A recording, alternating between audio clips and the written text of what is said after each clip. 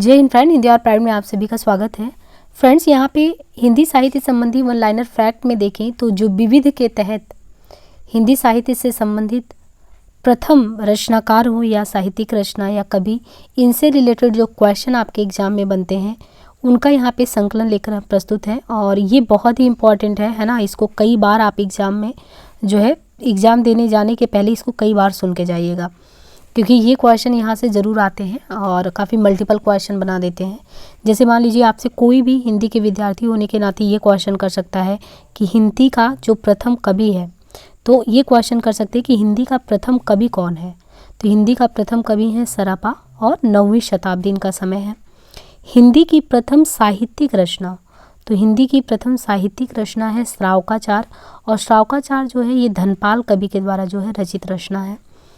खड़ी बोली हिंदी के प्रथम कवि कौन है, तो खड़ी बोली, ये ध्यान रखिए, हिंदी के प्रथम कवि नहीं पूछ रहा है। हिंदी का जब प्रथम कवि कहेंगे तो सरापा है, जो कि 9वीं शताब्दी उनका समय है। लेकिन जैसे ही हिंदी की प्रथम साहित्यिक रचना की बात आएगी तो हिंदी की प्रथम साहित्यिक रचना जो है ये श्रावकाचार्य और कवि धनपाल के द्वारा। खड़ी बोली हिंदी के प्रथम कवि, तो हमने कहा खड़ी बोली, जब खड़ी बोली कहेंगे तो अमीर खुसरो। हिंदी के सर्वप्रथम कोशकार, यानी जो कोश का संकलन करने वाले थे वो भी खालिक बारी कोश जो है अमीर खुसरो जी के द्वारा ही किया गया। तो खड़ी बोली हिंदी के प्रथम कवि भी अमीर खुसरो हैं। हिंदी के सर्वप्रथम कोशकार अगर कहें तो कोशकार के बारे में भी अगर अध्ययन करें तो अमीर खुसरो ही हैं, खालिक बारी उनका है। अपभ्रंश का प्रथम प्रबंध काव्य, अब देखिए यहाँ पे खड़ी बोली का नहीं पूछ रहा है, ये पूछ रहा है कि अपभ्रंश में जो लिखित वो भी पहला प्रबंध काव्य है, तो वो है भविष्यत कहा, और कवि इसके कौन है, धनपाल है। तो भविष्यत कहा हो गया और इसके कवि जो है धनपाल है। अब इसी तरीके से रस सूत्र के प्रथम व्याख्याकार, तो जो रस सूत्र है उसके प्रथम व्याख्याकार भट्ट लोलट कवि है। साधारणीकरण का सर्वप्रथम प्रयोग करता, तो जो साधारणीकरण है उसको सबसे पहले किसने प्रयोग किया है, तो भट्ट नायक ने साधारणीकरण का सबसे पहला प्रयोग जो है भट्ट नायक के द्वारा हुआ है। हिंदी का प्रथम महाकाव्य कौन सा है, तो हिंदी का प्रथम महाकाव्य पृथ्वीराज रासो, वो भी किसके द्वारा रचित रचना है, ये चंद बरदाई के द्वारा। तो हिंदी का प्रथम महाकाव्य पृथ्वीराज रासो चंद बरदाई के द्वारा। हिंदी का प्रथम बड़ा महाकाव्य, अब देखिए 2 क्वेश्चन बना, यही आपको बारीकियों से ध्यान रखना है कि हिंदी का अगर पहला महाकाव्य कहता है तो वो पृथ्वीराज रासो है, जो कि चंद बरदाई के द्वारा रचित रचना है। लेकिन जैसे ही कहा हिंदी का पहला और बड़ा महाकाव्य, तो पहला भी और बड़ा भी, तो ये पद्मावत है मलिक मोहम्मद जायसी के द्वारा। हिंदी का प्रथम वक्रोक्ति कथात्मक महाकाव्य, तो एक है कि प्रथम है वक्रोक्ति कथात्मक महाकाव्य है, तो ये कौन सा है, पद्मावत मलिक मोहम्मद जायसी का।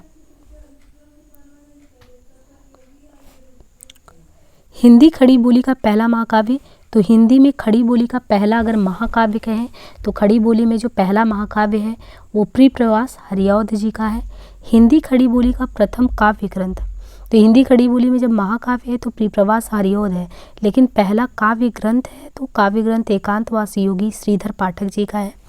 हिंदी खड़ी बोली गद्य की पहली रचना, तो 3 क्वेश्चन है, हिंदी खड़ी बोली में पहला महाकाव्य आपसे पूछा, फिर हिंदी खड़ी बोली का पहला काव्य ग्रंथ जो कि एकांतवासी योगी था।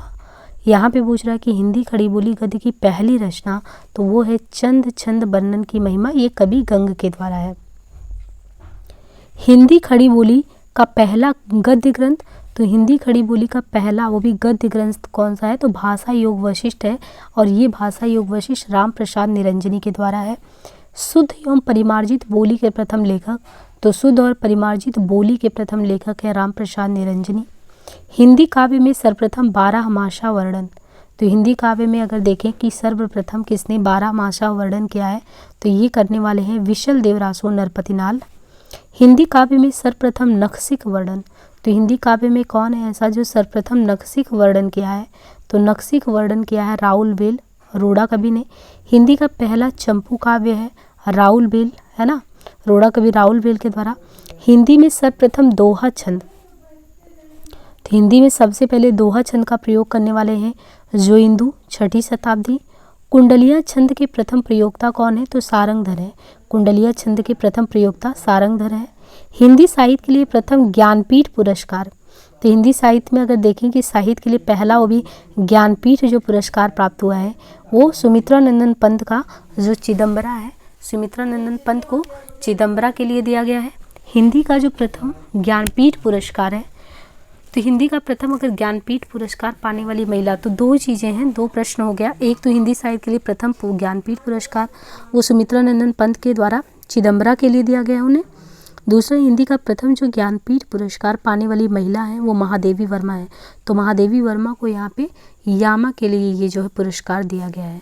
तो यहाँ दो क्वेश्चन हो गया। पहला तो ज्ञानपीठ ये सुमित्रा नंदन पंत चिदम्बरा के लिए, और जो पहली जो महिला है वो महादेवी वर्मा यामा के लिए प्राप्त की है। हिंदी का प्रथम साहित्य अकादमी पुरस्कार, तो हिंदी का अगर देखें कि पहला वो भी साहित्य अकादमी पुरस्कार, तो ये है माखनलाल चतुर्वेदी को दिया गया है हिम तरंगिणी के लिए, है ना। और इनके अलावा देखिए हिंदी का प्रथम साहित्य अकादमी पुरस्कार पाने वाली महिला, यहाँ पे बहुत ही क्रम से आपको क्वेश्चन देखने को मिल रहा है। जैसे पहले पूछा कि पहला ज्ञानपीठ पुरस्कार साहित्य के लिए, तो पंत जी चिदम्बरा हो गया। फिर महिला में महादेवी वर्मा को यामा के लिए मिला, है ना। इसके बाद जब साहित्य अकादमी पूछ रहा है, तो पहले तो साहित्य अकादमी प्राप्त करने वाले माखनलाल चतुर्वेदी हैं हिम तरंगिणी के लिए। और हिंदी का अगर पहला साहित्य अकादमी पुरस्कार पाने वाली महिला के बारे में, तो कृष्णा सोबती, और कृष्णा सोबती के द्वारा जो है लिखा गया है जिंदगी नामा जिंदा रुख 1980 ईस्वी।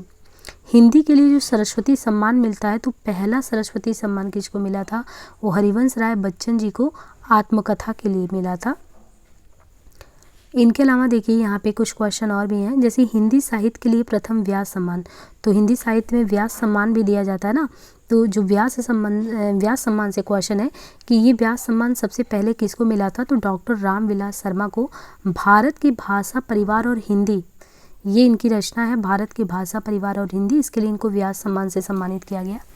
अब हिंदी का जो व्यास सम्मान पाने वाली महिला कौन है, वो भी पहली महिला, वो पहली महिला है चित्रा मुदगल, और चित्रा मुदगल को ये मिला आवा के लिए।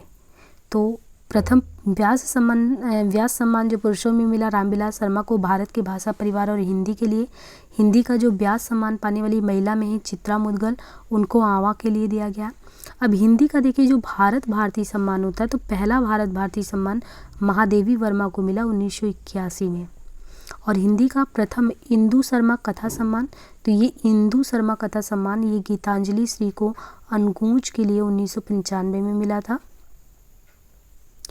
यहाँ पे क्वेश्चन है कि जो हिंदी का प्रथम देव पुरस्कार, तो हिंदी के क्षेत्र में जो देव पुरस्कार दिया जाता है, तो हिंदी का प्रथम देव पुरस्कार, तो ये हिंदी का प्रथम देव पुरस्कार दुलारे लाल भार्गव, दुलारे लाल दोहावली, इनको मिला।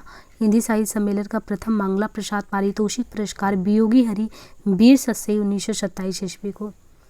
हिंदी में सर्वप्रथम दोहा चौपाई पद्धति, देखिए हिंदी में सर्वप्रथम दोहा चौपाई पद्धति, तो दोहा चौपाई पद्धति जो है ये सरापा ने इस चीज़ को ईजाद किया। और हिंदी के पहले गीतकार कौन है, तो पहले गीतकार हैं विद्यापति। हिंदी के पहले सूफी कवि कौन है, तो हिंदी के पहले सूफी कवि हैं मुल्ला दाऊद, इनकी रचना है चंदायन। हिंदी की प्रथम कवियत्री कौन है, तो मीराबाई हैं। हिंदी के प्रथम दलित कवि कौन है, तो दलित कवि हैं संत रैदास। हिंदी के प्रथम दलित कवि हैं संत रैदास। आधुनिक हिंदी के प्रथम दलित कवि कौन है, तो आधुनिक हिंदी के प्रथम दलित कवि हैं हीरा डोम। अछूत की शिकायत इनकी जो रचना है, तो ये है इनके द्वारा रचित रचना।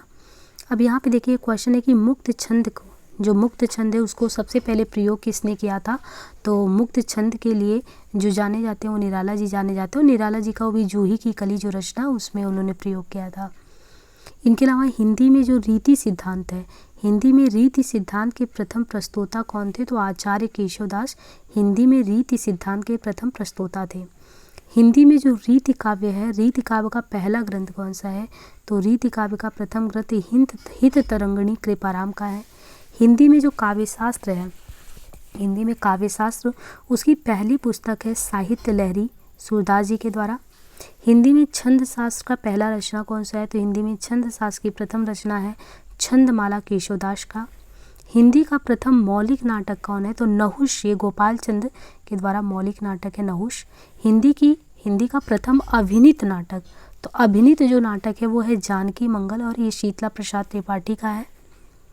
हिंदी का प्रथम दुखांत नाटक, तो हिंदी का प्रथम दुखांत नाटक है रणधीर प्रेम और मोहिनी, ये लाला श्रीनिवास दास के द्वारा। हिंदी का प्रथम रेडियो नाटक कौन सा है? तो हिंदी का प्रथम रेडियो नाटक ये राधा कृष्ण चतुर्सेन शास्त्री के द्वारा। हिंदी में स्वच्छंदतावाद शब्द का सबसे पहले प्रयोग किसने किया?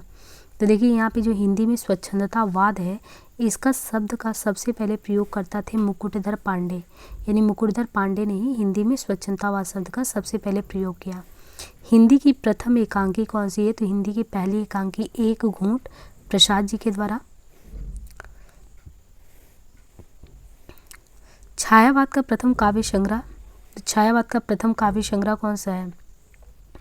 छायावाद का प्रथम काव्य संग्रह झरना है, ये प्रसाद जी का है। छाया जो जयशंकर प्रसाद है उनकी प्रथम छायावादी कविता कौन सी है? तो प्रसाद जी की जो पहली छायावादी कविता है वो प्रथम प्रभात है। हिंदी में प्रयोगवाद का सबसे पहले प्रयोग किसने किया था? तो हिंदी में जो प्रयोगवाद शब्द है उसका सबसे पहले प्रयोग करता थे नंद दुलारे बाजपेयी। तो इस तरीके से जो भी हिंदी से संबंधित आपने वन लाइनर में अगर देखें तो जो इम्पॉर्टेंट सर्वप्रथम में आते हैं उनको आपने यहाँ देखा। बाकी सेकंड पार्ट में भी हम देखेंगे, बहुत ही इंपॉर्टेंट चीज़ों को तथ्यवार देखेंगे जो एग्ज़ाम में लास्ट टाइम में आप बिल्कुल इसको रिवीजन करके जाएं। ये ऐसी सीरीज है और बाकी प्रैक्टिस सेट वगैरह सॉल्व करते रहे। उम्मीद है कि ये जो सेशन है आपके लिए बहुत ही ज़्यादा हेल्पफुल होगा आगामी एग्ज़ाम को ध्यान में रखते हुए। धन्यवाद।